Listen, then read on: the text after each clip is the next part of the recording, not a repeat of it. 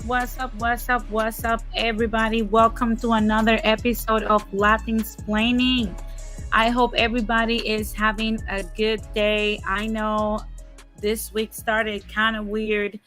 Oh my God, it's been crazy, but hey, we are here and we are here with one of the greatest finales for season here on Latin Explaining, guys. I know yesterday was a lot of information to take in for a lot of people. I'm still getting people rattled up about this stuff. Uh, but hey, we got to do what we got to do, right? Today is going to be a little bit more of an informal show. Like I said before, is going to be, like I said yesterday, it was going to be more like a roasting show. Some people call it smoke shows. I'm like, more like a barbecue show. But today we're going to touch on the stuff that we have talked during this whole season that we started last fall around the same time. You know, it's once a year we start a new theme and we have that theme going on. And that's what we have had this year on season 2 of Latin Explaining, and I hope you guys have had enjoyed it. We have tried to explain the logistics of slow taps. But guys, before we get to all the juicy details of this amazing show, I want to give a shout out to everyone that's already started the chat. I see that Unknown and Johnny Mills already started the chat. Thank you guys for getting the chat started. It's been crazy lately out here with all these weather issues, all these hurricanes, all these earthquakes, and it's been crazy for Latin America, guys. I'm not gonna lie. We're gonna talk about this a little bit. Like I told you guys, I was going to do today. We were going to touch on what's going in the Caribbean, also what's going with the earthquake in Mexico. We're going to talk about all that stuff today. So make sure you stay tuned. We're about to start the show. And like I said, thank you to all the Latin explainers overseas, all the people that listens to this podcast in podcast format on Russia, New Zealand, Australia, Ireland. Thank you guys for your support. Again, that's a very humbling experience. I am very happy to have you guys as the Latin Explainers International version. So thank you very much for supporting little old me and allowing me into your homes and on your devices every time I go live. And in case you have not subscribed, make sure we're on the road for 400 subscribers in our first year. So thank you guys for the support. But if you're not subscribed, or even if you are subscribed and you want other people to also enjoy the content that I produce and my perspective, make sure you bring them here and they can also subscribe and enjoy Latin explaining in every second of it, and also contribute in any way that you can. If you cannot contribute financially, because I know times are hard, make sure that you hit the like button for this video, because it doesn't cost you anything, but it helps me grow my platform. Now, without any further ado, guys, let's get this show started.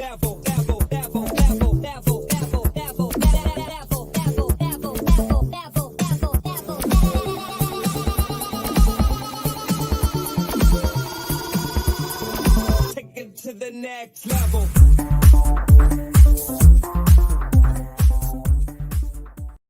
Oh boy, oh boy, oh boy. We have had what a crazy turn of events for my beautiful island, Puerto Rico, and now the Dominican Republic and Haiti, guys. It has been very crazy. I'm going to be sharing different pages that are sharing what's going on the island, all the devastation that's happening right now. All the that's a river that's out of its course. There's a lot of images of the devastation happening right now in Puerto Rico. And before people know about what's going on, I want to remind you that last week we were told that we were going to see supposedly a tropical storm. That tropical storm was supposed to bring from 8 to 10 inches from 8 to 10 inches in water, and it was going to bring supposedly winds of 50 miles per hour. And instead, the people of Puerto Rico that prepared for that actually received only not only a hurricane category 1, but they also received winds from 80 to 110 miles per hour, and also 25 inches of rain. So it was a very unexpected disaster that has destroyed and wreaked havoc mostly on the interior and the southern part of the island. It's been very crazy. And as if that wasn't enough, there's more things collapsing. And now with the whole situation, it's also going insane, unfortunately, for our brothers and sisters in the Dominican Republic. We know that just like our power grid in Puerto Rico is weak as hell, their infrastructure is just the same. As you guys can see, this is the Higüey part of the Dominican Republic. It's completely underwater. There's also other places in Punta Cana that is also they're also underwater. They are now experiencing all the rain from Hurricane Fiona and the winds in certain areas as well. Puerto Rico is about to finish the event tomorrow, but the system is moving at 8 miles per hour, so it's very slow.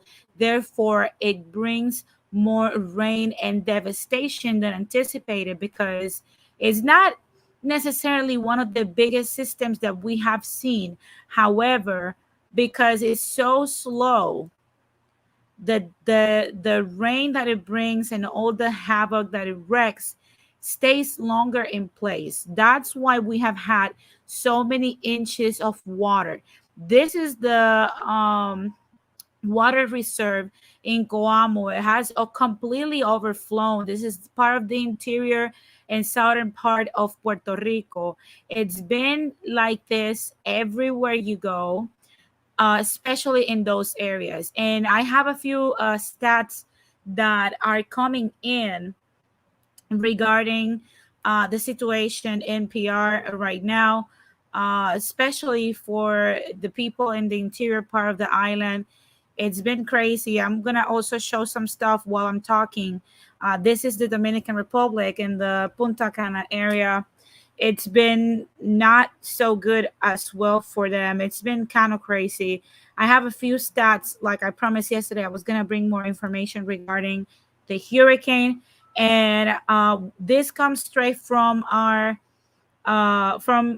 Bracero from the power company in Puerto Rico, and he says that 150,000 customers in Puerto Rico have power today, and over 1 million customers around the whole island are without power. Only the San Juan plant is working at the time. The power comes from Costa Azul for the most part, and it hasn't been turned on yet. So that is the problem, why so many customers don't have power right now. And he says that the problem is that the power was shut down completely and not a single plant was left on. So the process to turning it back on is going to be more challenging because they don't know how much damage is actually out there. The estimated time for the island to have power for 100% is a very long one. He never wanted to specifically say how much time, but he said in the next 24 hours the island should start seeing a change, and once the weather conditions improve, so will the improvements to the power grid. And especially the southern and the interior areas are the most affected. There's customers that are going to receive their power back, and it will also be shut off almost instantly because of local damage that might have happened to the power grid that needs reporting instantly to the power company. So if you have family in Puerto Rico, let them know, because right now there's barely any internet reception right now. It's very spotty. I was able to talk to my family members today, but they were even the calls were going in and out because the internet is very spotty right now. They're still dealing with the winds and so on and so on. So let them know that if their power comes on and eventually it shuts off, uh, it's because they have to notify the Luma in immediately, instantly, and document as many specific details of what they see so that they can fix it locally, because that's what it means. And once it is fixed, then they'll have power back. However, it's not going to be an event like Hurricane Maria because the towers were not affected the same way. I want to remind people that for Hurricane Maria, 680 towers were down and 30,000 posts were also ripped out. So it's not the same type of event, but it's going to take a lot of time for the power grid to be at 100% reestablished for the people in the island.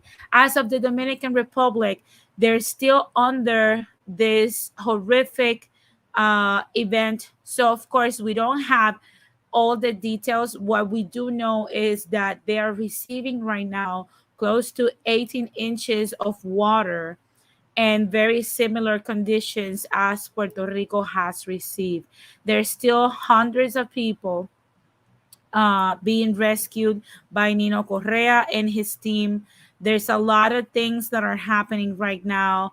I believe there is. You guys know that in the DR, the urbanization of the DR is undergoing. There's a lot of freeways being built out there, and just with this hurricane passing, a whole uh, bridge collapsed in La Vega, República Dominicana, La Vega, Dominican Republic, because of the winds from Hurricane Fiona. So if you have family over there, just know that their transportation is going to be a little bit challenged until this gets repaired, and we don't know when that's going to be. And like I said, I'm going to keep you guys posted as much as I can, as much as I can research more info.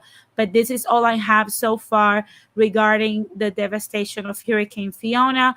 We expect that the weather will start improving in Puerto Rico at least for Wednesday and Friday for the DR.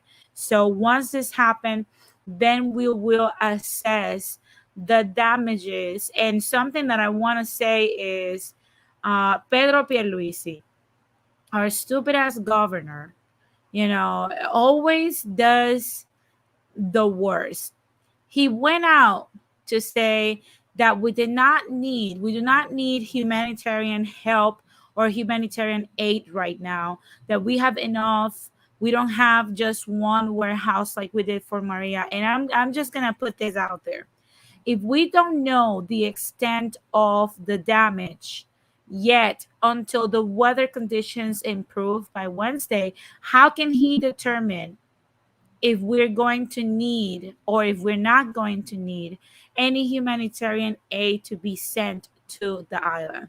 That's all I'm going to say. It's just the same incompetence that we're seeing with him when he said that he's not going to be conducting any more press conferences for the time being, that there's an internet portal where people can stay up to date regarding the situation in the island with this whole thing with Hurricane Fiona, knowing full well that out of the 3.1 million people in Puerto Rico and 1.5 million customers from Luma, only 150K customers have power. So how they're gonna stay updated, I do not know. But again, you can never expect too much from Pedro Pierluisi.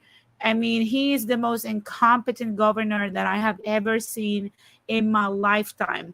I see that Taino Knight and Rakim already made their entrance. Welcome, guys, to this show. And like I said, another thing that I want to say with Pedro Pierluisi, in his press conference, he also stated that the governor of both New York and California already offered uh, rescuers and people to volunteer and go help Puerto Rico. So again, people that want to help with like water and stuff like that, he says he doesn't want to have logistics, uh, and a logistics issue on top of what's going on. So they do not need humanitarian help at the time. That's what he literally said. So let's see what's going on further down. I'll keep you guys posted.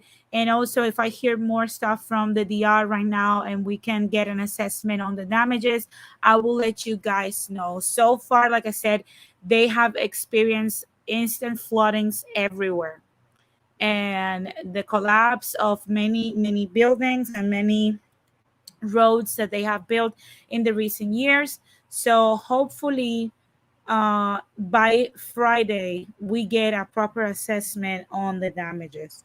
Now, guys, that has been, for the most part, all the information that I have. I know already that Ricky Martin, Bad Bunny, and Daddy Yankee are, as usual, bringing light into this situation, because it's always the same people. Haven't you guys noticed that it's always the same people that are bringing and shedding a light into situations regarding Puerto Rico? And those are the same people that often get attacked, you know. But hey, who am I to talk about these things, right?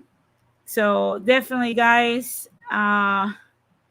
this is very, when your heart cannot sink any lower, this happens. You know, we have complete towns underwater. You know, when it comes to Aguada, Añasco, and places on the far west and south of the island and the interior part, we have complete devastation. So we'll see what's going on. You know, so far the Linea Paz is activated already. We have FEMA about to start doing their assessment on the losses. So, you know, if you believe in the power of prayer, pray for Puerto Rico, pray for the Dominican Republic, and pray for this hurricane to just go away and don't affect anybody. Also, another thing that I wanted to touch on was the fact that there was a drill happening in Mexico regarding earthquake, because you guys know that lately there has been a lot of earthquakes happening in Mexico. Oh, one thing before I continue with the whole Mexico situation, I want to say to the people that, you know, in case you guys have family members that work for the government. Also, tomorrow, there's not going to be classes tomorrow. There's not going to be any work tomorrow. The private sector is trying to force people to go, but I mean, again, we cannot do anything about that. But at least government jobs, schools, and all these other agencies are going to remain closed. So if you have family members that work for government, just let them know that they have nothing to worry about, because they don't have to show up at work. Now, speaking about what didn't have to show up, like I was saying, Mexico, there's an area of Mexico that was conducting a drill for an earthquake. And, you know, it's so crazy because it's the third time that there is an earthquake on September 19 in Mexico. This was a 7.4 an earthquake of a 7.4 magnitude that was happening during a drill, and at least it was during a drill so that people could remain safe. But it's so weird to me that on the same day for 3 consecutive years, this has happened in Mexico. It is very sad to see this whole situation, because we know most of the Mexican structures are built on concrete. It's very dangerous to experience an earthquake. I'm sorry, under these conditions, and I'm glad that people were already out when all these situations started happening, because a 7.4 earthquake is a really strong one. So far, I have no information on deaths or people that have been injured.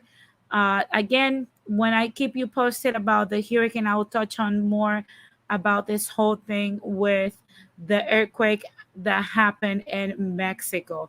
So, guys, that has been all of the news that I have had for today. I'm going to try to keep it brief because I know I'm going to have people coming in. This is a call-in show where we're going to talk about different things regarding this season. So I hope that if you have people, we're part here in the diaspora, if you have people that live over there, either Mexico, the DR, or Puerto Rico, that you have all the information that you need so far. If you have further questions, you can always follow me on Instagram or shoot me an email, and I will gladly respond based on the information that I have. Now, without any further ado, guys, let's move into the main topic.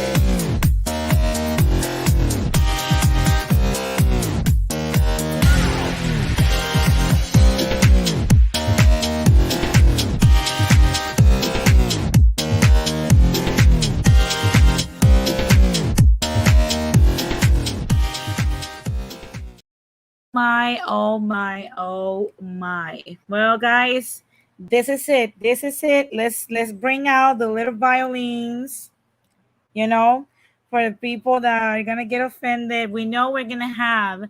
I am predicting a rain of snowflakes, very soon, that are going to be crying about what we're gonna talk about, because I know this is the beginning of the conversation where we're going to talk about what we have been saying. And I want to start by saying, when I started this show, well, this season, I'm going to start when I started this show. When I started this show, I basically started it to shed a light on common mistakes, because I came here as an immigrant. Just because we have citizenship, that doesn't mean we're not migrating. uh, I came here as an immigrant, and we often pushed around in a place full of buildings that we really don't know, and we start making almost the same mistakes, and it takes a long time for us to get used to the American life, and that ends up costing us years, money, energy, mind space, all kinds of stuff. So I decided to say, you know what, I'm going to bring not only news, because another thing that's a challenge is the disconnect between the diaspora and our people in Latin America. So I'm going to bring information of what's happening in our countries uh, to the diaspora out here. And I'm also going to uh, you know, and I'm also going to talk about these things. And I started bringing a lot of information, starting from our mindset. I brought a therapist that helped me tremendously. He's also from our community. I also brought it out here so that you guys could benefit from, his perspective. And also, if you decide to continue down the path of, achieving different mental heights, you could reach out and book a session with him. I recommend him fully.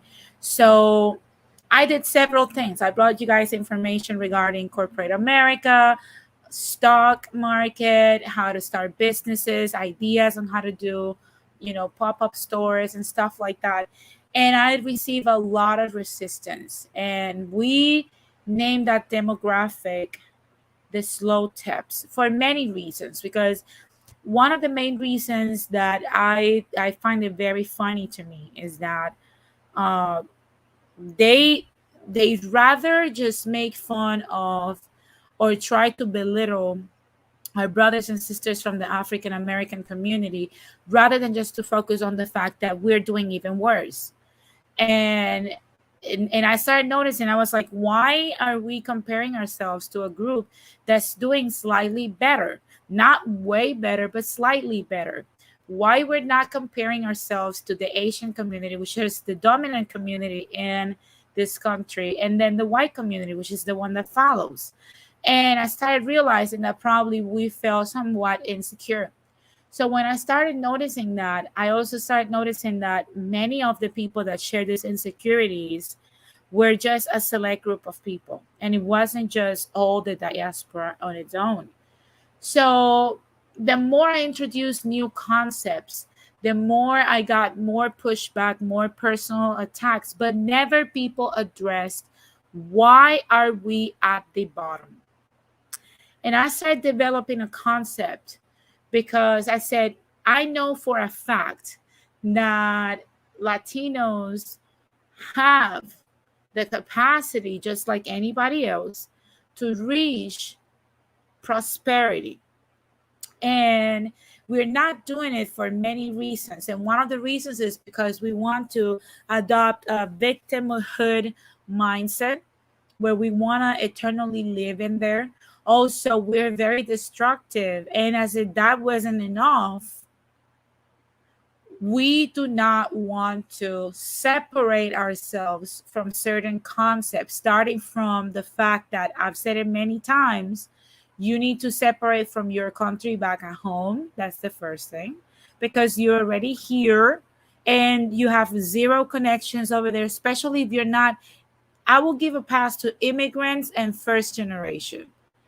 After that, second, third, fourth, and fifth generation, you no longer have a connection over there. So it's better if you are more united or more invested in what you really are, which is an American. I've said this plenty of times. And another concept that I've said also is we got to learn how to separate the Latino community with love, because no other group of people are united as a community or as a collective by language like we are. And that is detrimental because we don't share the same cultures, we don't share the same dialect, we don't share the same foods, the same music, or the same beliefs, let alone the same problems. So when I started spreading more of these concepts, more and more people started putting more and more resistance, and they started getting very angry at the whole notion of this. And I then started pointing out more and more why these things are needed. Mind you, I have never, ever had the opportunity to have one person show up and debate my points. Obviously, they can raise their voice, but you don't have to raise your voice when you elevate your argument. So, again, people that often started doing these things just kind of tingle my curiosity, and I started just paying attention to them, and I came up with the concept of this second season.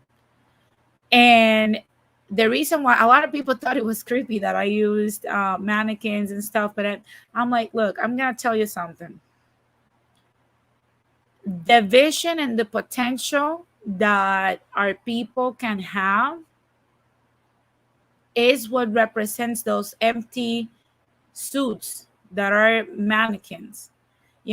We are supposed to be doing all of these great things with our potential, but we choose to be out here looking stupid and yelling at a community that's at least trying to do something with the pieces that the attacks and the sabotage that they have experienced left for them, which is the African American community. We have never had none of their issues. We just LARP from their suffering and their situations to call ourselves an oppressed minority. And in the meantime, we have allowed America to use us for cheap labor and stay there, because some of the things that I have heard is, and I've talked about this even with some of my white friends, some of the people that I've encountered on the street, and they often tell me, okay, if we don't let these Latinos come, then are there any Americans that actually want to do those jobs? And where that argument have always been an argument that usually Latinos feel proud of, I want to explain to you what they mean by that. Americans do not want to scrub toilets, collect their own food from the fields, and they don't want to do dangerous jobs. That's who we are. So basically, what they're telling you when they say those things is that you're eventually never going to move up the ladder. They don't see us as corporate CEOs, COOs, CFOs. They don't see us as Wall Street, stock market, in the stock market. They don't see us as engineers, doctors, lawyers. They don't see us like that. We are just the help servants, and that is because of our bastard status. And that's something that I have tried to explain in many ways, but a lot of people tend to just look the other way because it's better, and I've said it many times, to come at us, and when people talk and look down on us like that, it's better just to go like this.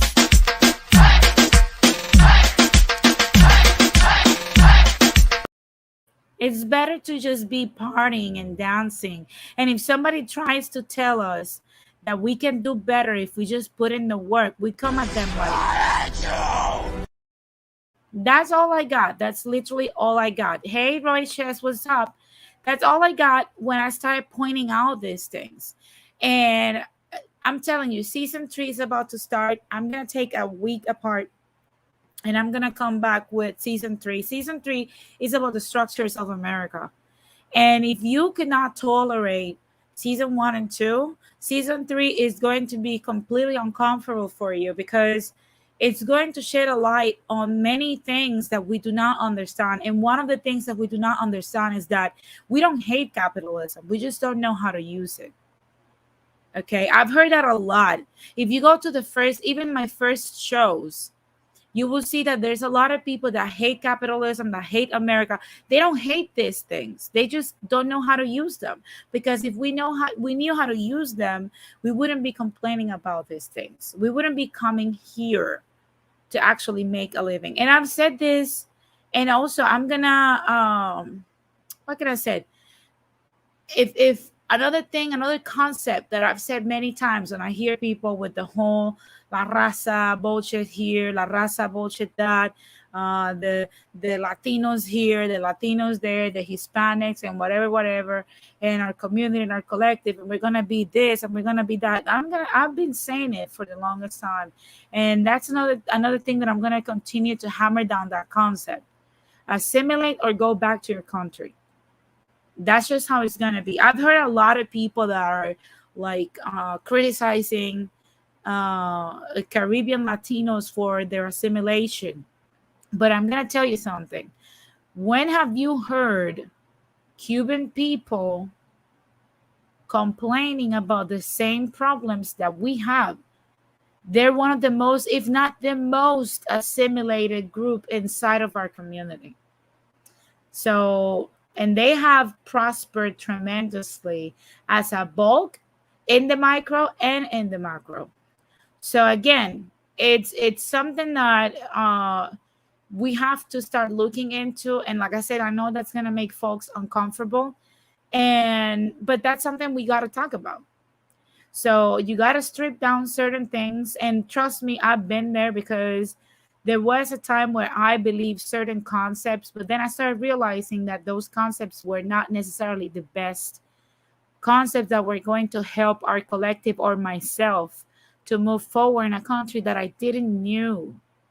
So again, we are here, and it's time for us to completely integrate in order for us to move forward. That is the answer, and I'm going to continue to spread that message.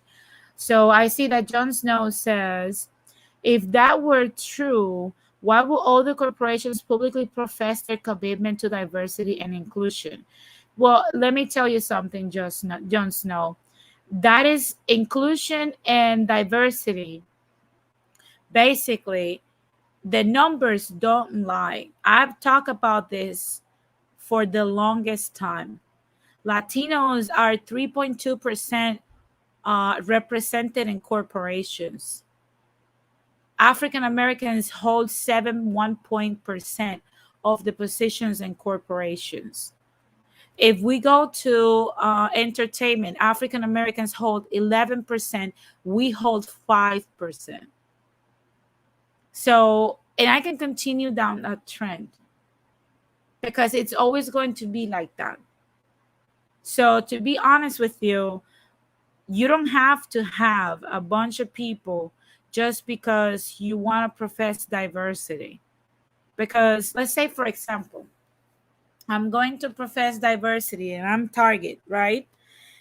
And what I do is that I just hire a bunch of Latino cashiers and a bunch of African American cashiers, and that's it. I got it. Got my diversity, a bunch of Asians.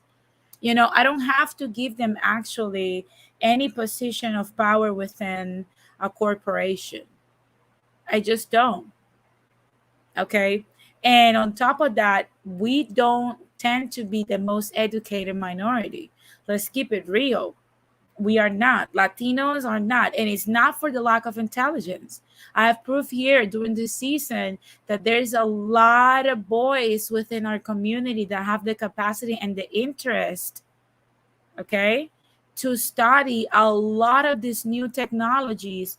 But our structures in our cultures, our different cultures in our families, is that the man is supposed to just be a brute force, and they're not supposed to aspire to go to university, and we don't put their university goals as, I'm sorry, as a priority. We don't save a college fund of $50 a week, even for our kids, until they're 18 so they can go to college. That doesn't happen in the Latino community. It does not happen. It does not happen at all. We don't incentivize boys to go do that. We just make sure that they are good workers, and we put them out there so that they can be mules and just breed and pay for everything. We don't put their education forward. So basically, that's what we have been discussing. And one thing that always comes out is the fact that we have our slow taps that are part of the same vortex that have had this situation going on and on. And you can see the amount of videos that they've done insulting me, insulting this platform, but you'll never see videos from their platforms giving you a solution. And I've never seen a lot of the people that come here from their sector asking them those questions. If they are wrong, then what is the solution?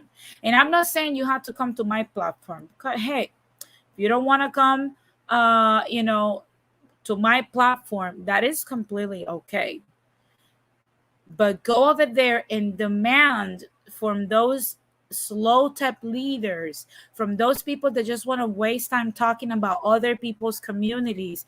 They want to talk about other people's race to try to make you feel good. Then ask them for a solution. If what I am saying, because the message is beyond me, if setting up a college fund for your child is not a good idea because I said it, then ask them what to do with your child. What are you supposed to do for your child? If sending your boys to college before sending your girls to college is not the priority, is not what you're supposed to do because I said it, then ask them what is the solution. Because sending the man to be just brute force out there and be the help is not helping the community. We're sending the girls to college to become paralegals and studying phlebotomy and being nurses and stuff, while the boys that have the capacity to be engineers, to be mathematics, to be high technology development, we don't send these kids to school, and they have the interest. The girls don't have the interest. They just don't.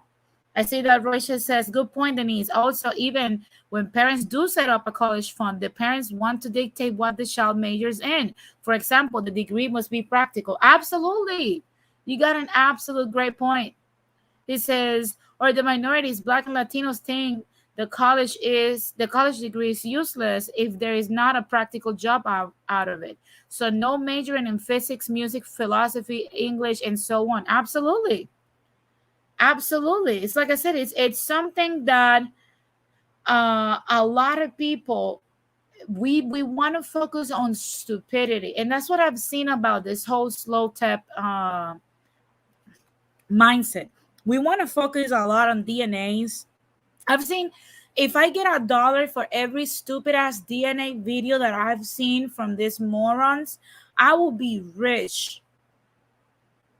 I will be rich. They do videos about DNAs, who's blacker than you, that they're European, that they are this, that they are that, the three roots, Cristo Rey, this and that, Radical Latino is gay, Denise is fat, she's married to an African American, oh my God, this is bad, she's a bitch. But you'll never see these people telling you, hey, there is issues in our community that need addressing. One of them, and it's very major, is education. I've seen countless amounts of videos about how Latinos are the community with the highest dropout rate. But we don't want to talk about that. We don't want to talk about that we're one of the communities with the largest there's the Native Americans and then there's us. The largest amount of teenage parents. We don't want to talk about those things, but we want to talk about the three roots. We want to talk about Hispanidad. We want to talk about all this raza bullshit. But we don't want to talk about what matters. We don't want to move with intentions. And then we just want to say, oh, this person is trying to block me. Oh, this person is trying to do this to me. Oh, this person is trying to, we're oppressed. Latinos have emerged from the ashes. Look at all the stuff that we have overcome. What have we overcome? Can somebody put in the chat all the things that Latinos in America have overcome? What has been our struggle aside from the stuff that we manufacture? We got to start holding ourselves accountable for the stuff we have created. We created this chaos. And that's what I've been saying. We created this chaos. I see that Jon Snow says, I think the problem is that education is considered like magic cure all on the left. The problem is that education is getting watered down. Nowadays, every job needs a degree. So having a degree no longer confers an advantage in the marketplace. Look, this is my thing. If you study, there was a point in the late 90s and the early 2000s where people that studied computer maintenance and computer technicians were looked down upon because their job wasn't as profitable because not a lot of people were running on computers yet. And I remember this because I was an early teen during that time. So it was an analog system, a hybrid system where people were still doing paper and then some people were doing computer. So when everything after the whole Y2K boom, a lot of people decided to come into the innovation of technology, the emails, the paperless stuff. And those people that were computer techs and computer maintenance guys started making bank. And today, they're making way more money than anybody else. And the reason is because they foresaw where the market was going. And that is an ability that you're not being taught. I'm going to explain myself even further.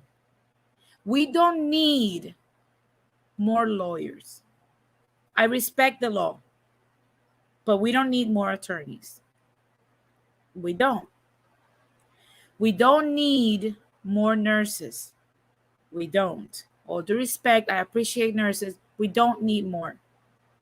We don't need more phlebotomists. We don't need more receptionists.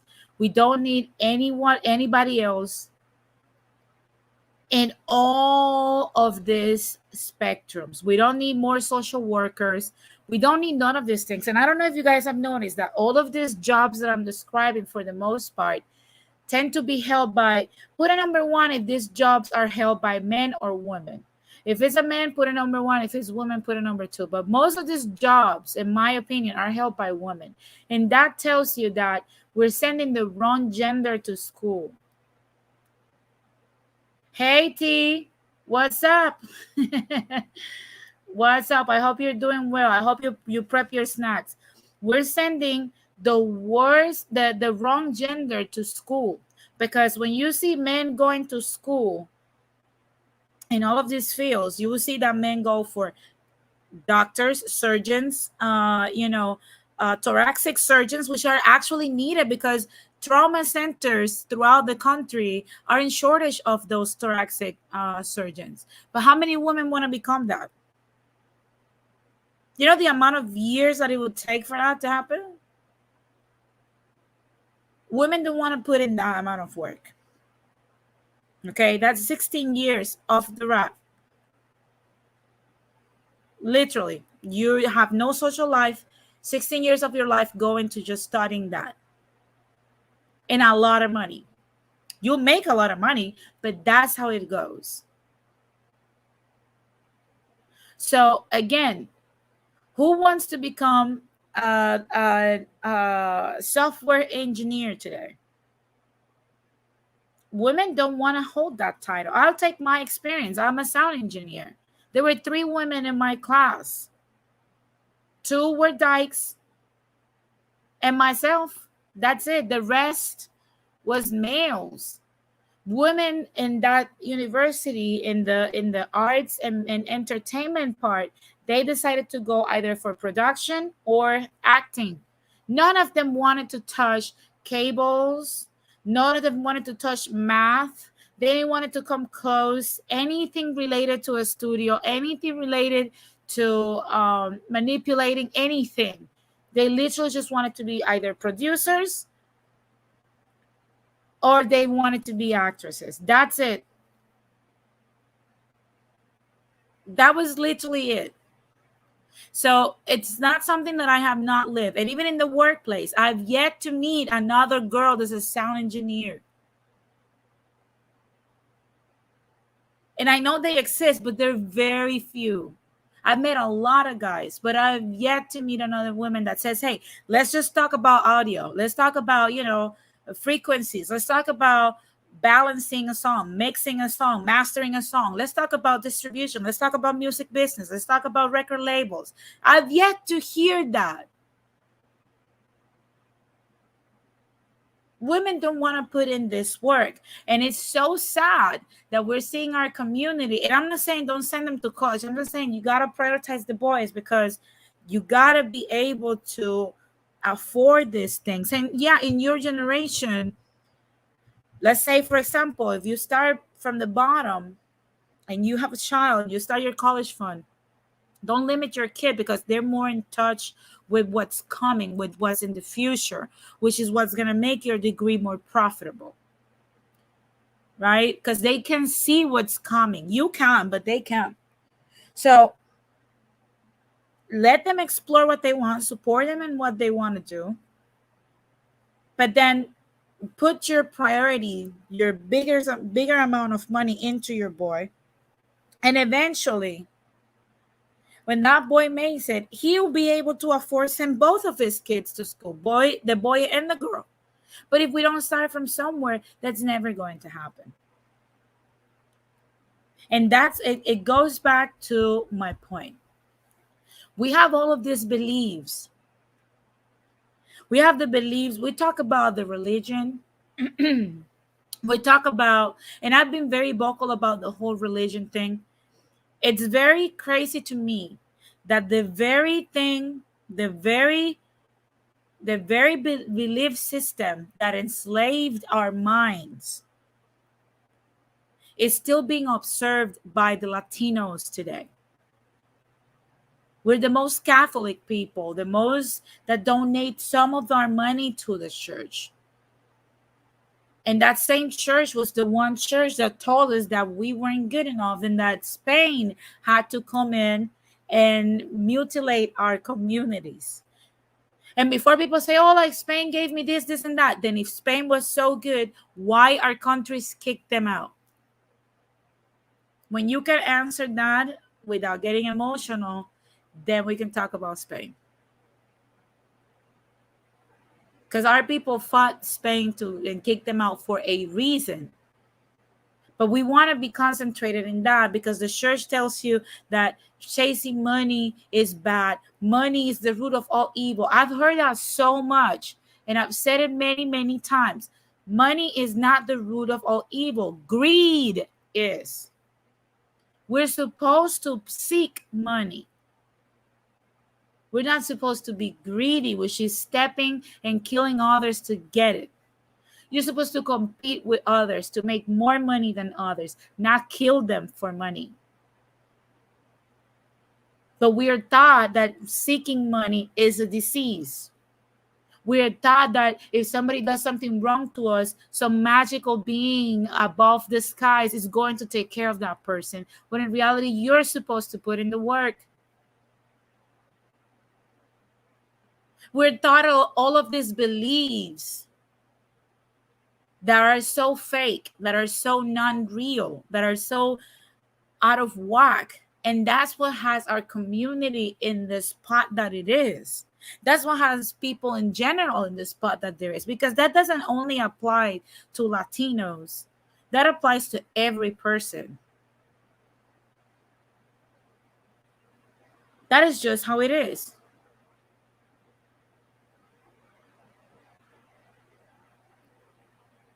uh Jon Snow, he says that you can be rich and successful uh without being on the top of the hierarchy of the workplace. 50K, you think 50K is wealth? Okay, if 50K is wealth, put it number one in the chat.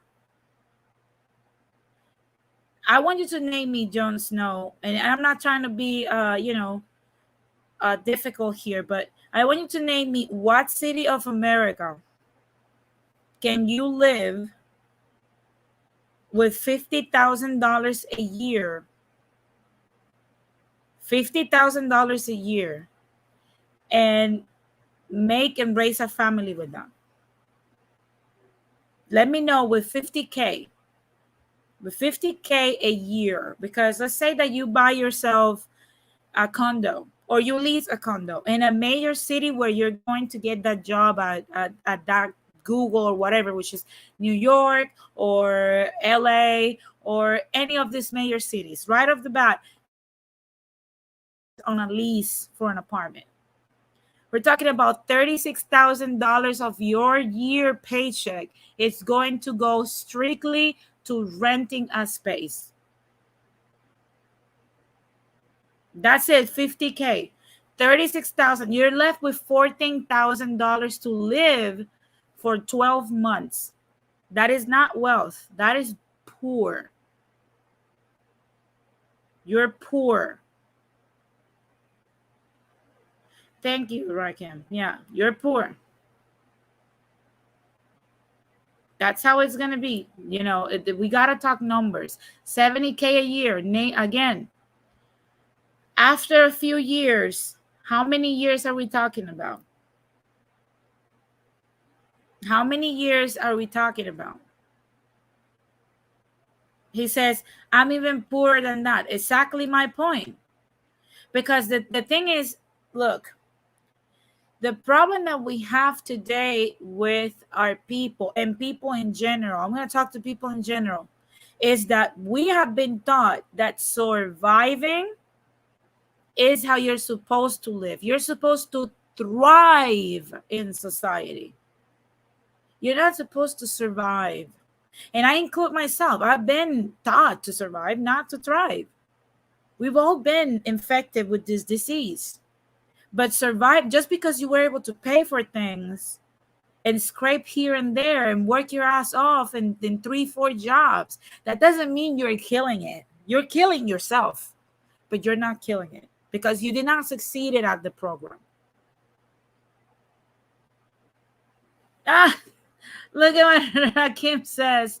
50K a year will get you an abandoned home on 7 Mile Road in Detroit. Oh my God. Give me 1 second.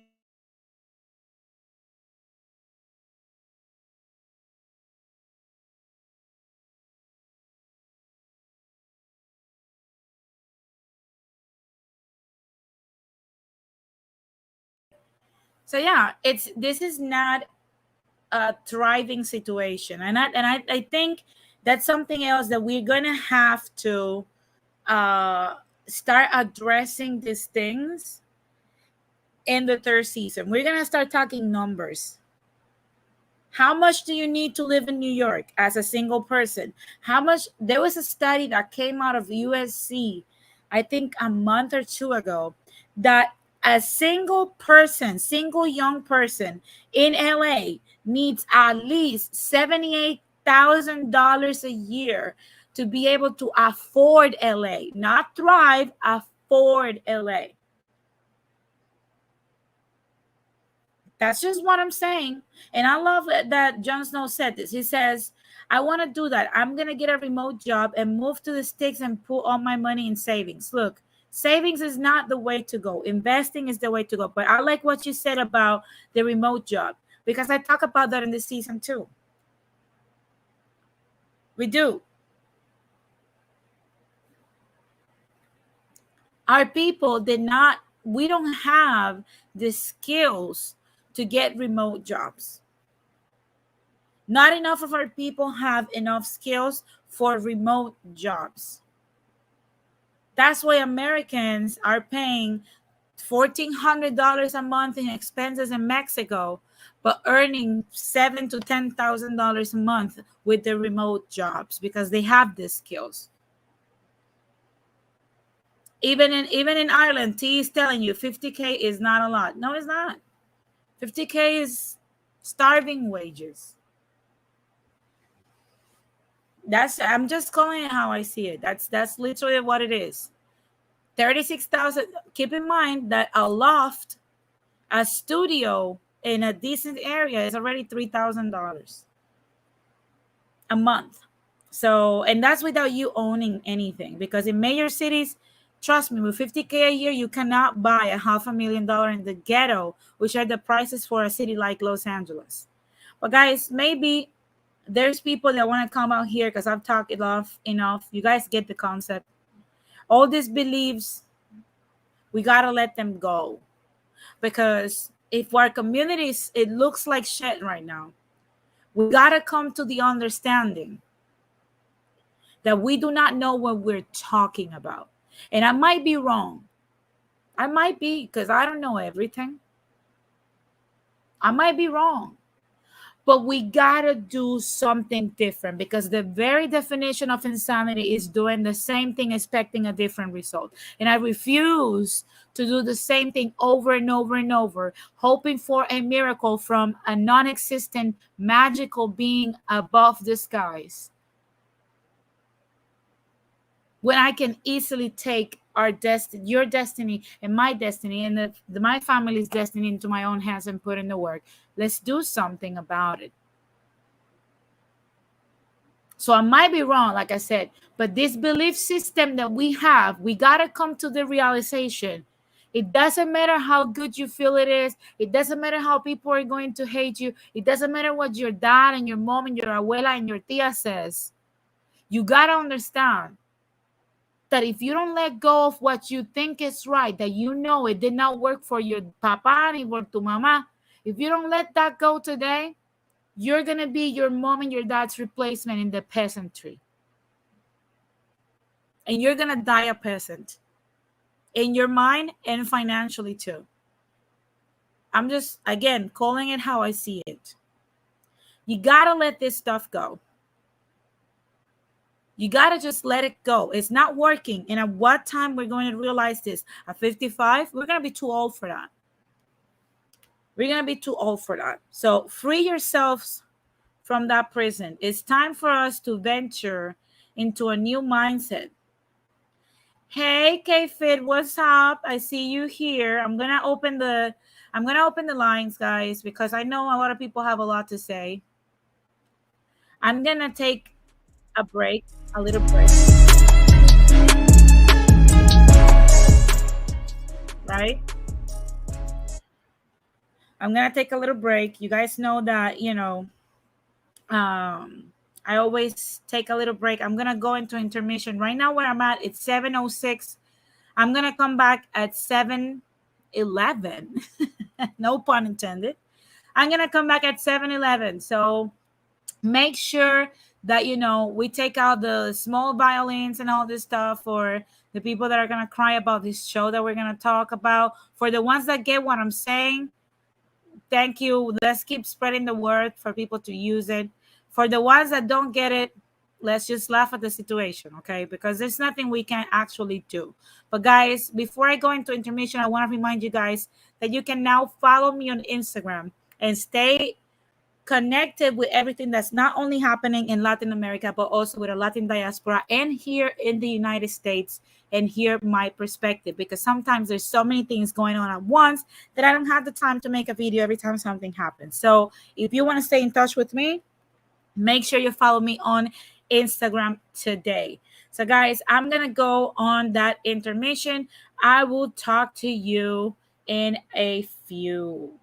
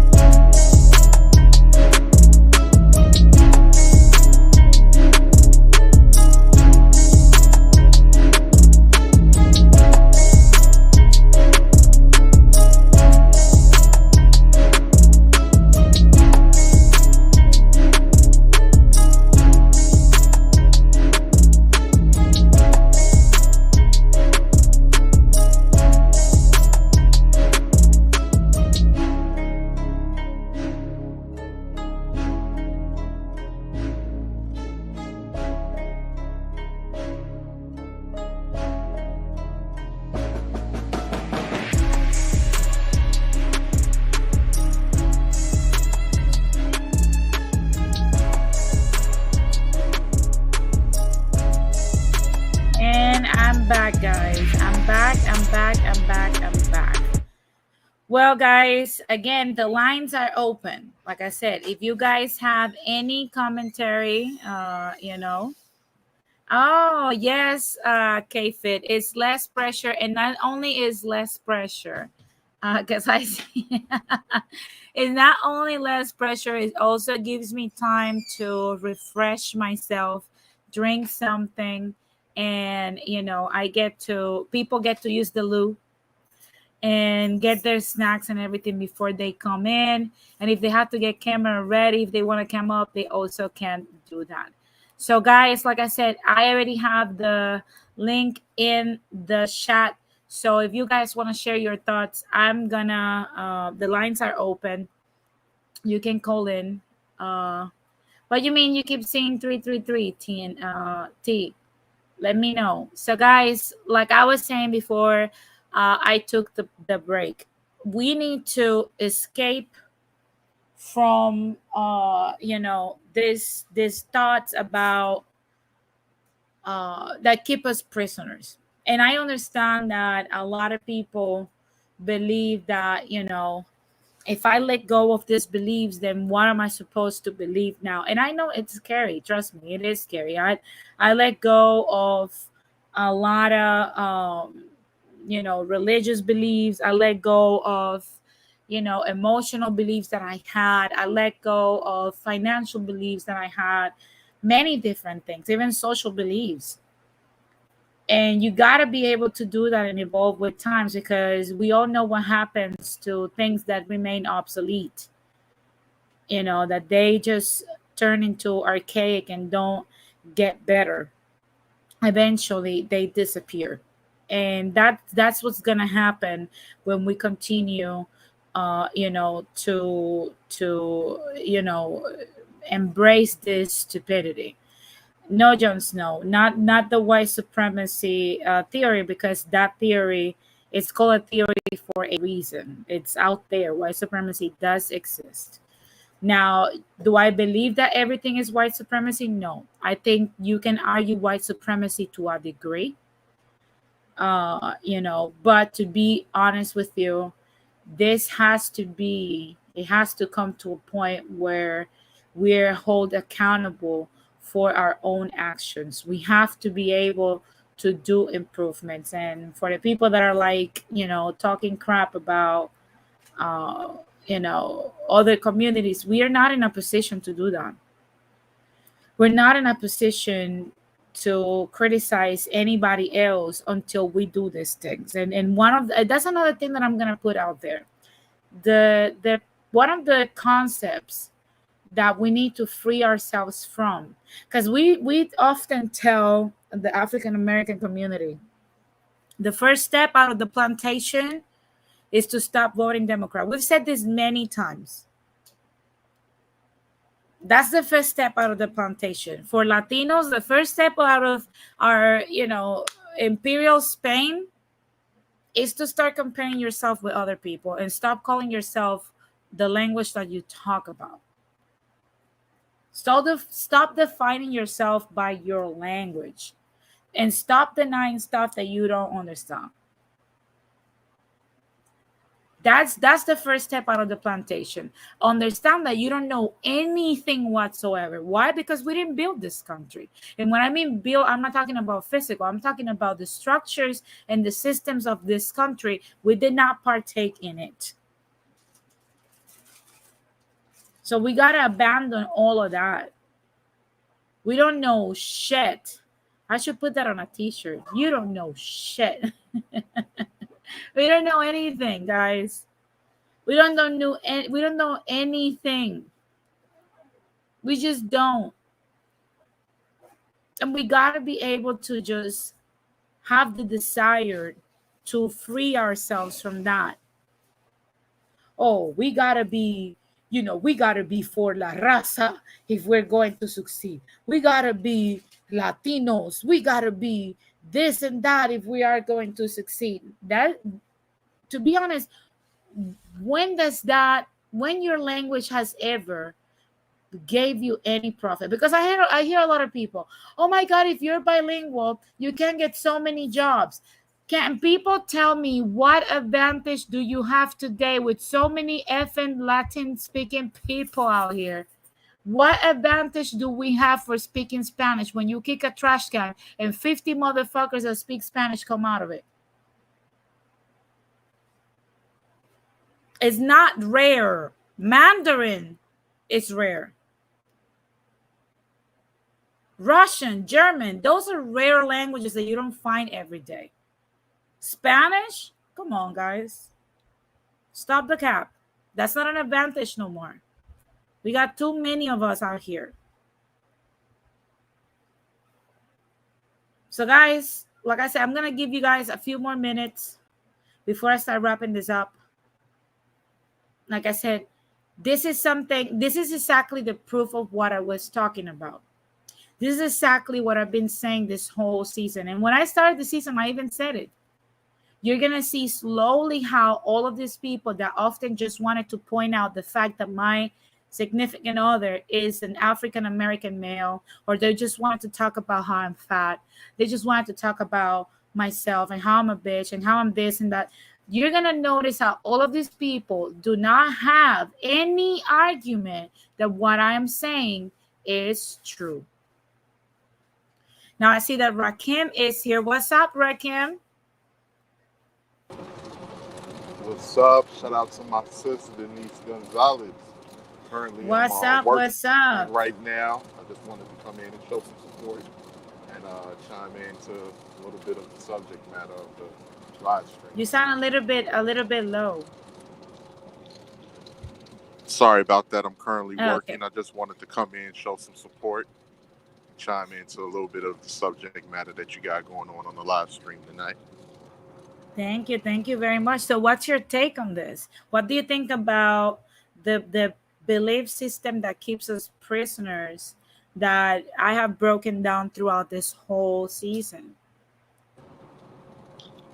I think it's important for us to understand that it doesn't matter which particular group, because most of us have this system of colonization in our minds, because that's the system that a lot of us was taught to adapt to be able to survive from, the turbulent times that we were living in, and it's just been passed on from generation to generation. But as time goes on, I think it's going to take what you call the shedding, because as more generations become of age, they're going to adapt to the laws of the land on what's going on to be able to better sustain the community. Some people can't think beyond what they already know. You know, you can just, if you listen to some people, you're able to get wisdom from the older generations, and they're able to tell you a lot about what things were at a previous time before the current time that we're living in now. But sometimes, depending on that type of person, it doesn't really go beyond that, because the more and more things are drastically changing, the more and more that thought process becomes obsolete, and they can no longer help you with what's going on within, what's what's going on today. Yeah, and you know what? I There was something that my grandpa used to say a long time ago when we were young and ignorant, and he would try to teach us something, and we would still go back to the ignorance lane. The person that doesn't know does not know that it doesn't know. And I know it sounds very simple, but when you actually analyze it, it's true. A person that doesn't know does not know that it doesn't know. And that's what we're seeing. Especially, I'm going to talk about our collective. Okay? Our collective does not want to understand that we will never know that we don't know. And the reason why we don't know anything is because we don't know anything. I'm talking about even my own experience, and I read more than most. Just look at how people speak English out here. Their vocabulary is very restrictive. The way they talk is not even in a professional manner. I will never hire some of the people that I've heard speaking out here, because they don't have the capacity to represent a company. So again, I'm like, do they really know that they don't know? Absolutely not, because a person that doesn't have knowledge does not know that he does not possess knowledge, because he doesn't know what knowledge is. And those tend to be the ones that fight the most this whole thing. And it applies to everyone. It's not Yes, just Latinos. I definitely agree, and it does apply to every group, including my group. And the ones that are the most ignorant are some of the ones that are the most arrogant. Because a person that has enough common sense and intelligence to know that they don't know everything, and to be able to understand that it's certain things that I'm going to have to learn, or to understand that I'm going to have to learn more information to be able to adapt to certain situations, or to be able to understand what's going on, so I can be successful in whatever environment that I'm currently living in. So yeah, I definitely agree 100%. And you can just listen to certain people talk. We've seen the weird people online speaking. They will speak with so much conviction, like they really know exactly what they're saying, and you can listen. And if you are privy to information that they're not, you like you don't know what the hell you're talking about. You don't. Yeah, no, they absolutely don't. And that's the problem that I have, is that it's so scary that we have people following those groups as if those people know something. I've noticed a shift though. Like I said, I've noticed that when I started this season, I got the majority of attacks. And when people got desperate when I started this season. You witnessed some of it, Rakim. People got extremely desperate to the point that they decided to even fabricate stuff that I wasn't even aware about, even about myself. That's how desperate they got. That's how desperate they got. And one thing I have noticed is, where are the slow taps today? Slow tips are in the cave. They have abandoned you. Why? Because now, during the recession, slow tips don't have nothing but a hand to cover their frontal part, and that's it. And they dragged you down there with them. That's it. They unemployment ended. I said it. When unemployment ends, and I said this last year, when unemployment ends, when all this COVID benefits ends, these people are going to go back to living with their parents. They're going to stop traveling. That's how it's going to be. And they're going to be at Burger King. And that's where they are. That's why they're not doing streams. That's why they're not talking about anything. That's why they don't have the time to do these things.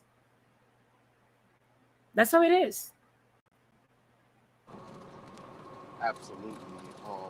I have to give you props because in previous seasons on Latin Splaining, you have been talking, about understanding the economy, what's going on with finances, what's going on in politics, to be able to prepare people for what's to come. And right now, the it's getting tighter and tighter.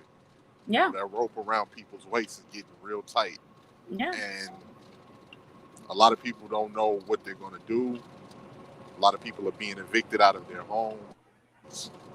A lot of people are barely, making it. Inflation has, Yeah, the has had inflation. a very devastating effect. Yeah, inflation is going to choke more and more people every day. And unfortunately, once this whole, that was another thing that people fought with me, and are still fighting with me, because again, you see the thumbnail, it's a person with their head, it's a cage. That's how we are. We're wired to think that we got it together and life is going to be the same way till the end. And I'm going to put this question out there for the people that keep defending the same mindsets that we have. When your gardening job, or your HVAC, or your plumbing job, or your construction work gets replaced by a robot in 15 years, what are you going to do to retire? Where are you going to live? Where food's going to come from? What are you going to be doing? That is a question. If you cannot answer that question, then I don't need to have a conversation with you. That's literally how I'm going to get now.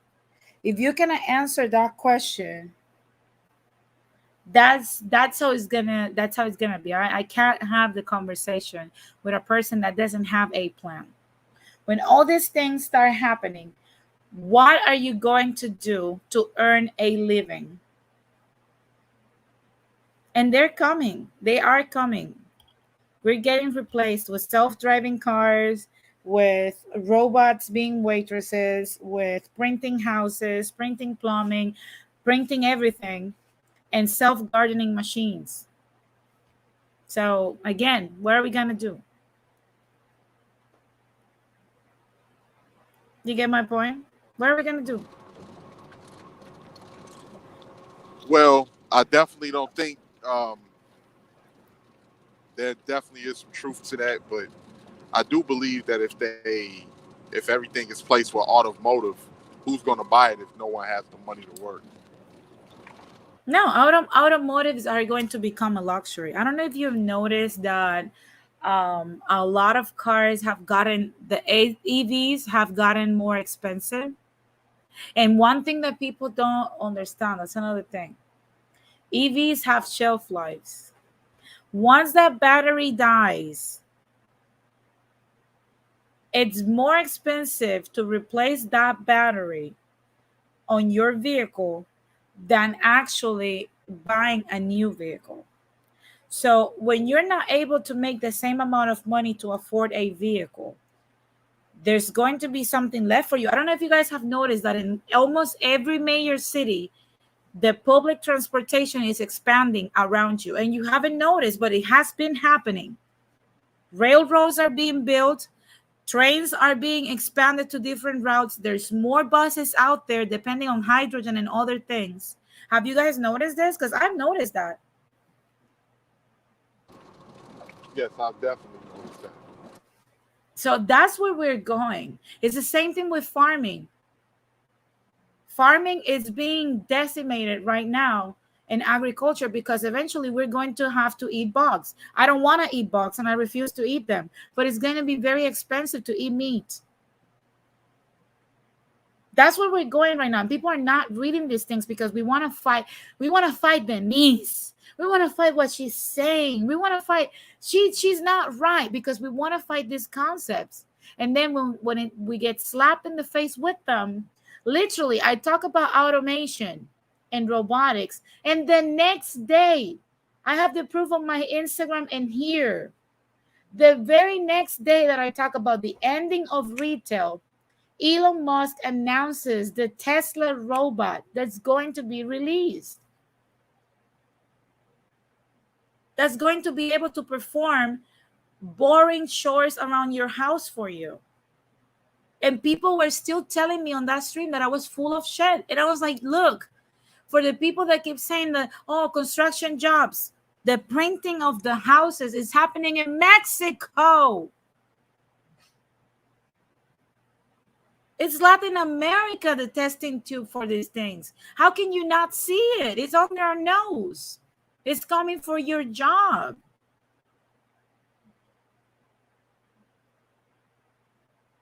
That's how it is. This is not something, because people think this is something that we're making up. But look at the Great Depression. Why can somebody tell me what happened during the Great Depression? We moved from something to something else. What happened? What commerce did we have before in the Great Depression that we moved into what we have today? I'll tell you what, we moved from industrialized labor to retail.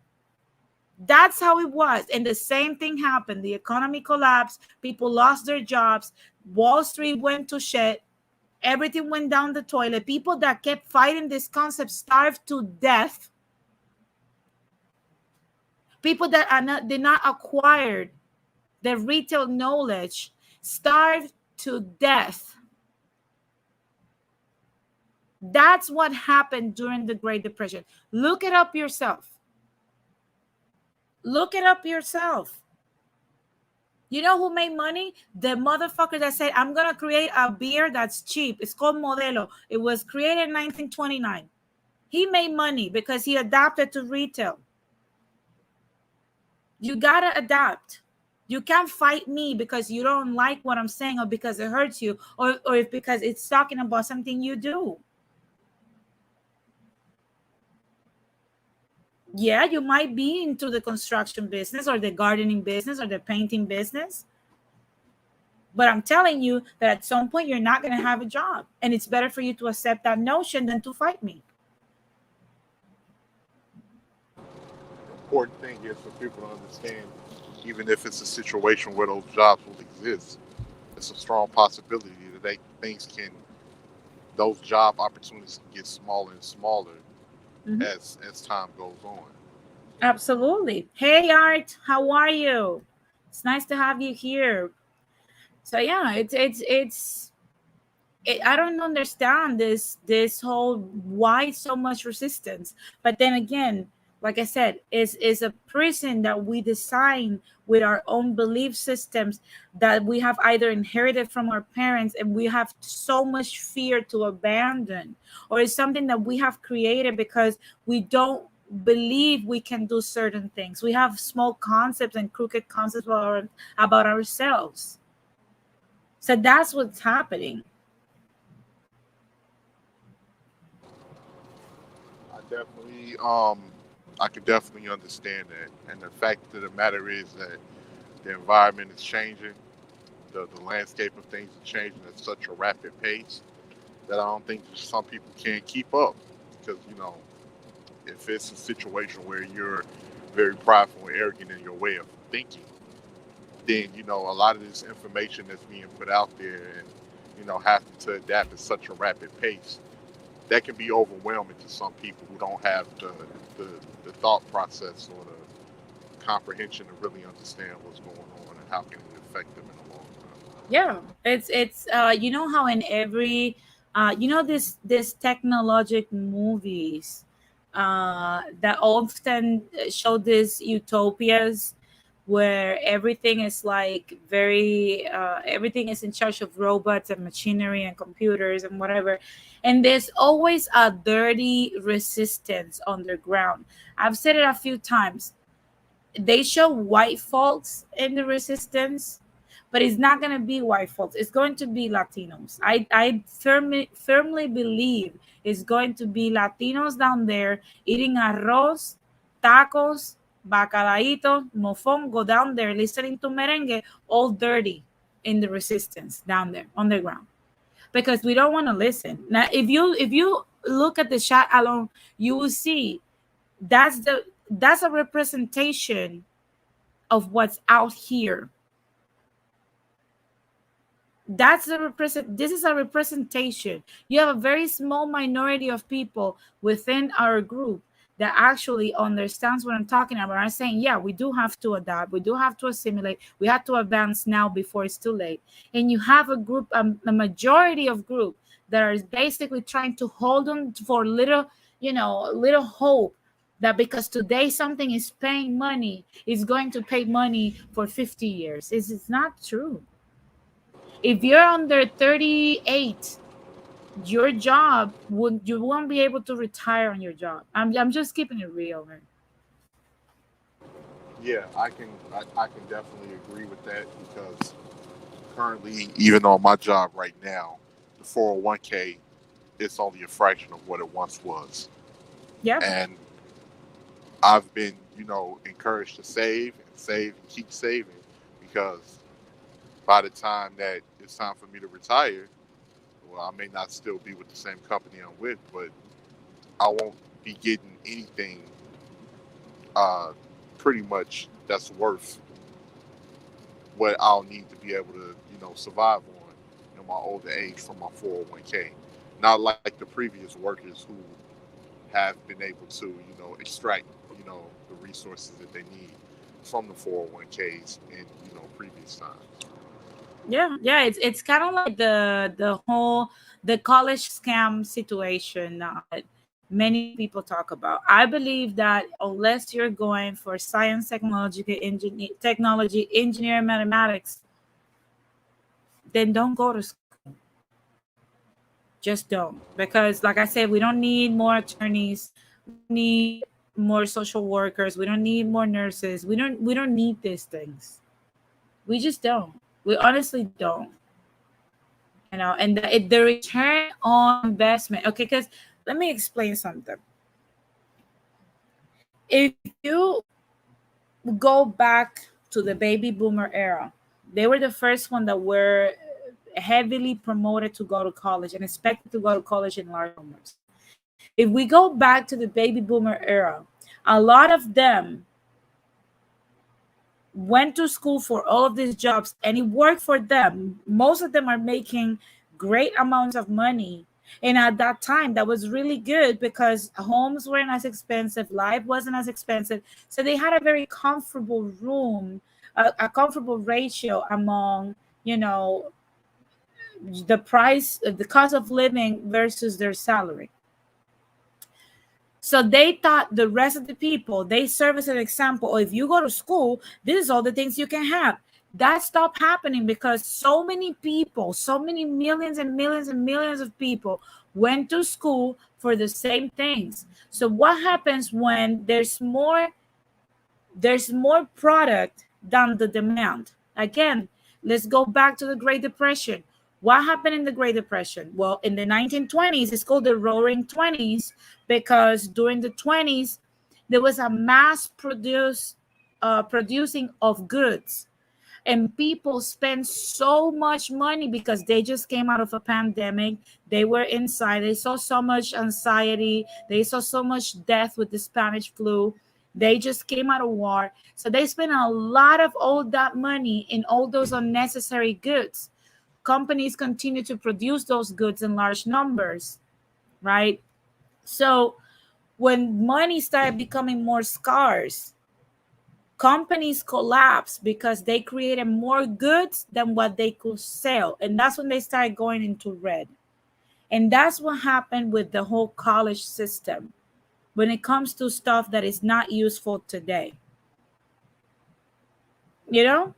So basically, we have way more social workers than the jobs for social workers out there. So what happens is that you're cheapening the job. If we had less social workers than what the market needs, that would be a high paying job. If it was a hard job to obtain or a hard title to obtain, that would be a hard paying job, but it's not. And that happens throughout. That's why doctors make so much money, surgeons make so much money, computer engineers make so much money. I can continue down that list. So you got to be able to pick a degree that's going to be profitable, but you got to analyze those things. I agree 100%. When it comes to what you previously spoke on, um, when it comes to certain people within the Latin community, I believe that it's just especially when you talk about people that are coming here from different countries and everything. It could be just the mentality of being in survival mode and just trying to gain more resources from previously living in an area where you didn't really have much resources. So to be able to come into the United States and be able to get more resources, you know, I believe that it's a lot of people that just don't pay attention to what's transpiring here because they're just focused on that one particular, you know, um, agenda to be able to get resources, and it's just based off of being in survival mode. And I think that you can't. That's something that you can't just turn off, especially if you've been living in that state of mind and you've been living in, that, dealing with those type of situations for quite some time.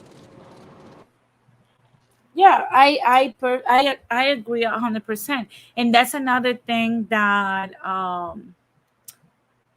want to address as well. When we're seeing this whole influx of new Latinos, do you really think do you really think that those jobs that Latinos that have been here for at least one or two generations, like, I don't want my kid to be a gardener. I don't want my kid to be in the service industry. That's what immigrants are for. We're supposed to do the service jobs so our kids don't have to. And that's how you keep moving up the ladder. But then we stay there and we inherit that title to our kids. That's why we have second, third, fourth, and fifth generation still doing service jobs permanently. So when this influx of immigrants come in, you're fighting with them for the same jobs. It's kind of like the same thing we're seeing with the women today. You don't want to get married because it's too much work. And then you're 32, 32, 35, 40 years old trying to compete with the 21 years old that just came out into the market. Who do you think is going to win?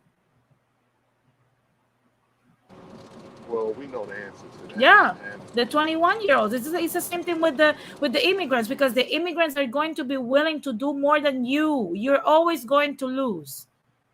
They're going to do more than you, and they're going to do it for cheaper because they come. Venezuelans make $2 a month.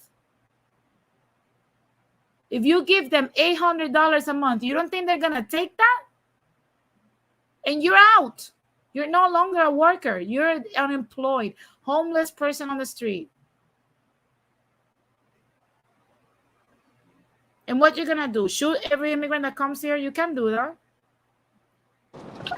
I think it's important for people to understand that when you look at what's going on with immigration, really immigration is not the issue, like per se, like when it comes to jobs. The issue is going after the corporations that are willing to hire immigrants for cheaper wages so they don't have to pay American citizens. That's the key, and that happens in you know every country across the board where, and this is actually a repeat. Like I would just say, for instance, when the Great Migration had taken place, when a lot of Black Americans was coming up from the South, and they were looking to survive and get away from Jim Crow, um, the they were in competition with the Irish and the Italians, who were not considered Oh, you're breaking out, Rakim. against the Irish because they considered them. Yes. Can you hear me? Yeah, I can hear you now. Okay. Sorry about that. No, it's okay. This is were you able to hear previously what I said? Yeah, it was just you broke up for like a few seconds only. Okay. Sorry about that. I'm working.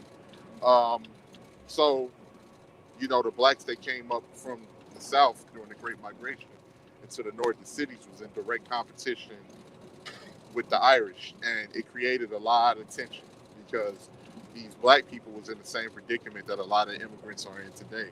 They was willing to work for lower wages, and a lot of these corporations were willing to, pay them lower wages so they wouldn't have to pay what the Irish or the Italians was demanding because they were in the slums and they needed more money to survive.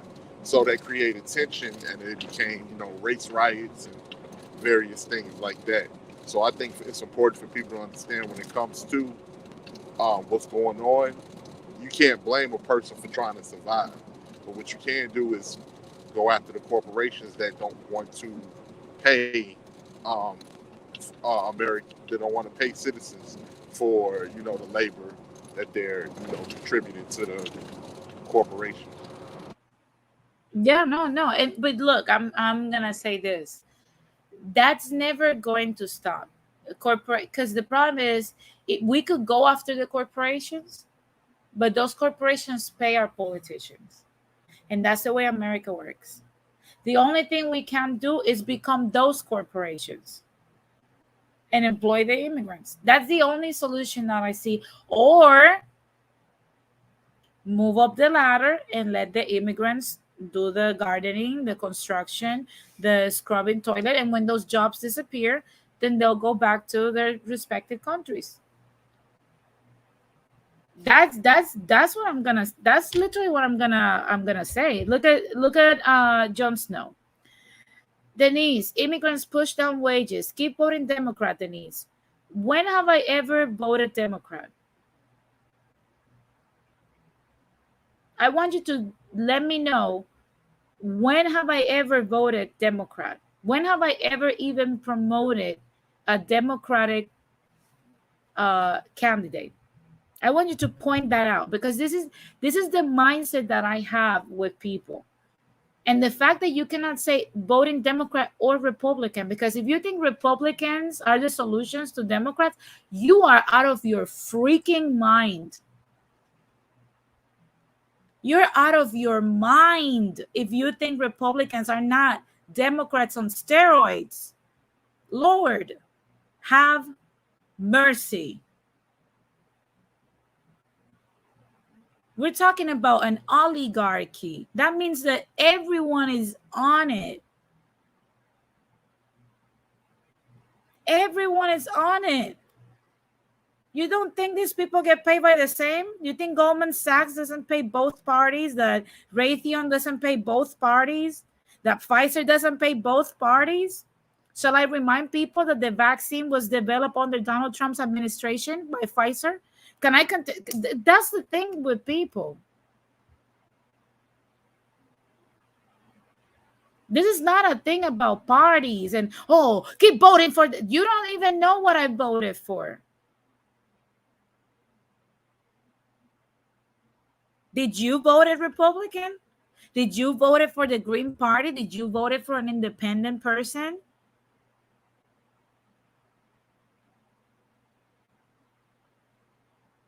That's what I'm saying.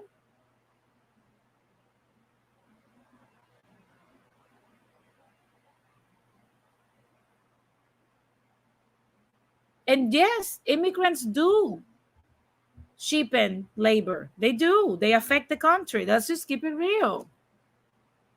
They cheapen the labor. And guess what? Your favorite Republican politicians also love those immigrants. They do want them here as well. If they did not want it here, if Donald Trump really wanted to secure the southern border, there will be more border patrol officers down there. That's all I'm going to say. That's all I'm going to say. Why did he not hire at least 100,000 more armed officers for border patrol? Can somebody ask me why Donald Trump did not do that? That's all I'm saying.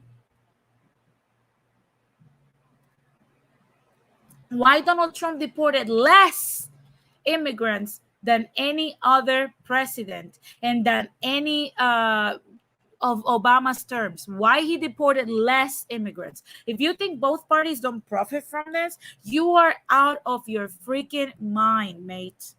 I'm gonna say it like the Europeans, mate. You're out of your mind. This is not a blue or red party. There's only one. They're purple. Both of them united. They're just one party. That whole bipartisan BS is dead. You don't have a democracy. We've said this here many times. It doesn't exist. It doesn't. Now, are Democrats worse when it comes to certain things? Absolutely, because they don't even try to do something. He says, because he closed the border. Where Donald Trump closed the border? That wall is not. Rakim, have you heard that Donald Trump closed the border to the point that nobody could cross? I have not. Thank you. Me neither. Me neither. Me neither. I never heard that. I saw convoys coming in when he was in power. That's all I saw. He pointed out the issue. I'm not gonna take that from him. You know, he says on TV, he told everyone to go home. So did Kamala. I covered that here last year. Kamala Harris went to Guatemala and Mexico and told people, don't come home. We will send you back. Didn't we cover that, Rakim? We covered that? Yeah, that was covered in Latin Explained. I was watching that episode. We covered that. So again, they're the same people. They're the same.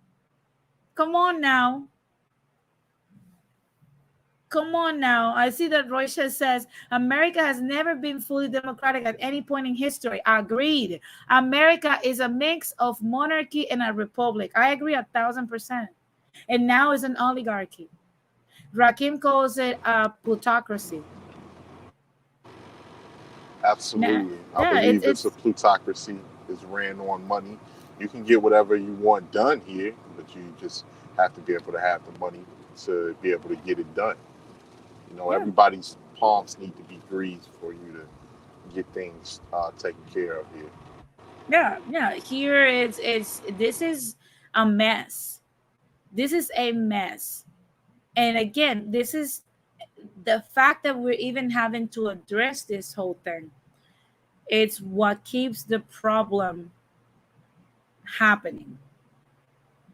Our problem keeps happening because unfortunately we're unable to understand that we are creating this mess,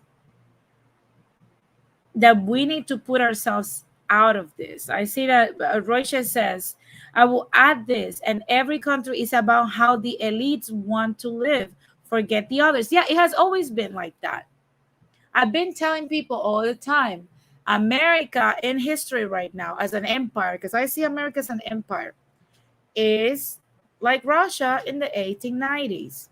Is moving slowly into the early 1900s. It's about to collapse. I don't give America 50 years, unfortunately, unless we do something very drastic and we actually step out of the plantation of our minds.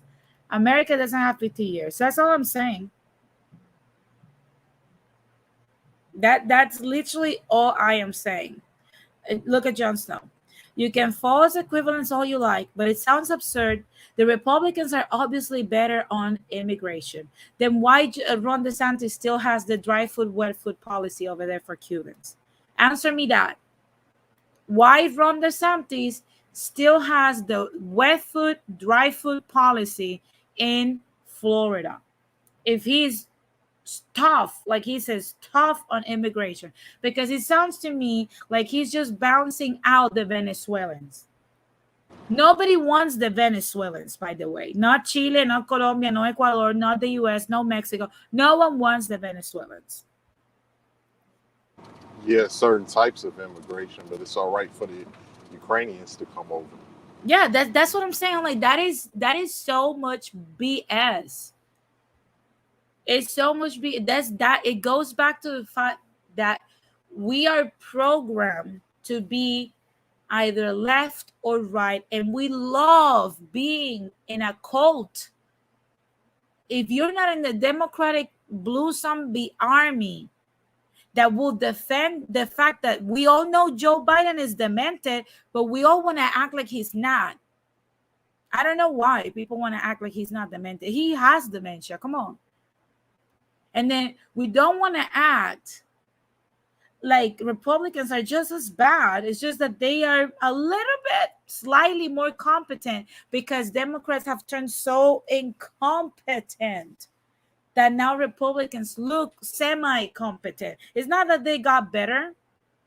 They're just as lousy. They're just as shitty. You don't know what wet food, dry food is, Jon Snow? Look it up. Look it up and read. If you don't know what that is, again, I'm mind blown. Mind blown. Mind blown. Please tell me you were not born and raised here, because I wasn't born and raised here and I know these things. Hey, Denise, I'm going to get ready to check out of the show. Thanks again for allowing me to be up here. I want to say everybody send their prayers up to the island of Puerto Rico, and everybody send their prayers up to the island of the Dominican Republic that's experiencing this devastating hurricane that's really tearing up a lot of the island. And, just pray for those people. Yeah, thank you very much, Rakim, and no problem. Yeah, I'm about to wrap this up because I don't like to go over 2 hours and I've talked too much.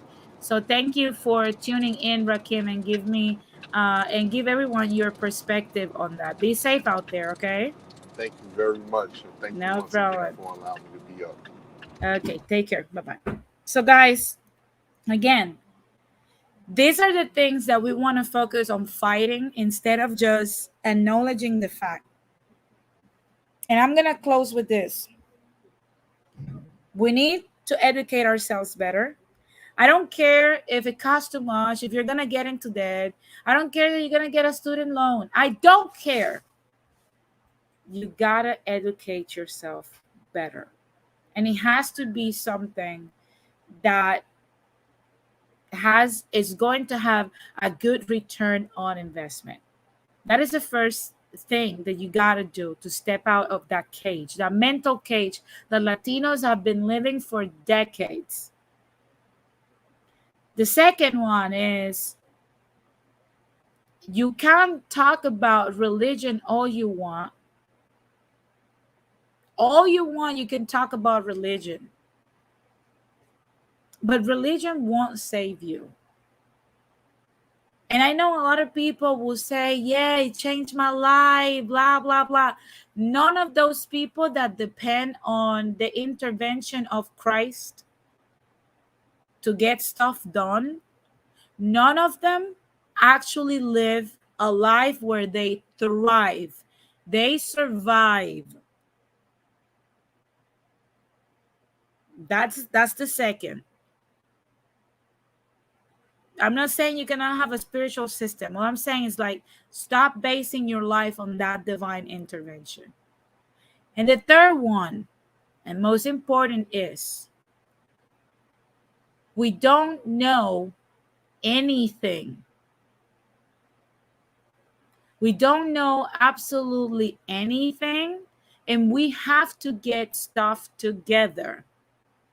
And wake up now. Stop fighting people because we don't like them. Stop fighting people because their BMA is too high. And let's start paying attention, because I'm going to tell you something. Most of us don't have our stuff together 100%. But most of us are getting our stuff together, at least to the point where when stuff goes down, and I'm telling you, by this time next year, it's going to be very sad what we're going to see. 2023, third quarter and fourth quarter is going to be, you're going to see the saddest things that you have ever seen in modern society. I'm calling it how it is. It's going to be very sad. I'm saying it today, and I will pull this program out when it happens. 2023, third and fourth quarter is going to be sad. I hope that the people that have the competency and the actual cojones to do something, go ahead and do it. Forget about the morons that want to remain as gardeners. Do it now. Don't give up. Let's keep moving forward. We got this. Let's keep opening more businesses that are recession free or recession proofed. Let's keep moving with our businesses and our investments. Let's just keep moving, and we're going to see their results and our results, because there's nothing else we can do, guys. If you don't want to open that cage and set you free, we cannot do that for you. And that's my message for this whole season. I hope that you have enjoyed everything that I have said here, and I've broken down all of this season in many fragmented sections as I could, for you to understand all of the teachings that are crooked, that not only did not help me, but I've seen it had not helped our community. They have not helped our people in any part of society. I've shown you where the victimhood mindset comes from. I've shown you what not to preach. I've shown you what not to abide by. It's your choice now. You have the information. You can decide to use it and study it further. Don't take my word for it. Please do not. Go out there and read it yourself. But it's time for us to have a serious talk to ourselves. What do we want to do 15 years from today when we're already old? That's a question that every single one of us should be able to answer. So, guys, I hope, like I said, you guys have enjoyed, everything that I have said, because no one is coming to save us.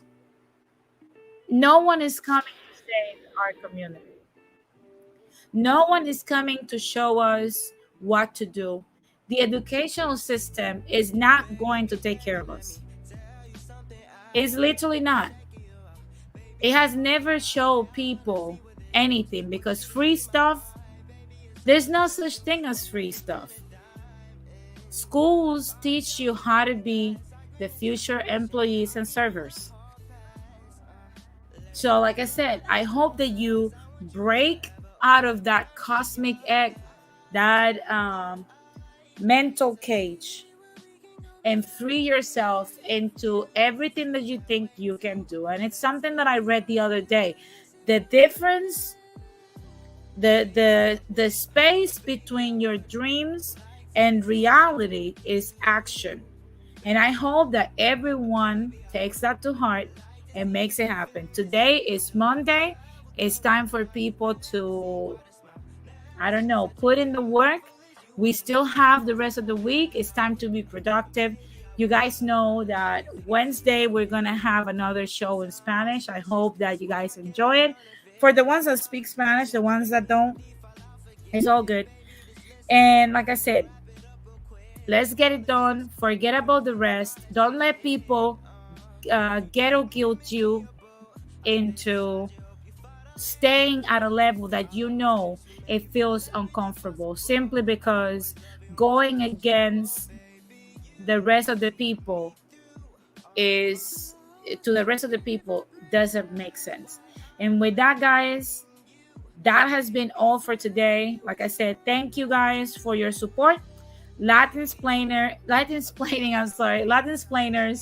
We're gonna be back here on Sunday at 6 p.m. Pacific time. It's gonna be 9 p.m. Eastern time, 8 p.m. Central. So, guys, that has been all. Like I said, it has been a pleasure. Thank you so much for tuning in. Again, I'm going to keep you guys posted on the whole thing that's happening with the DR, with Puerto Rico, and Hurricane Fiona, and also what has happened with the earthquake in Mexico. Thank you very much for tuning in. Remember to follow me on Instagram.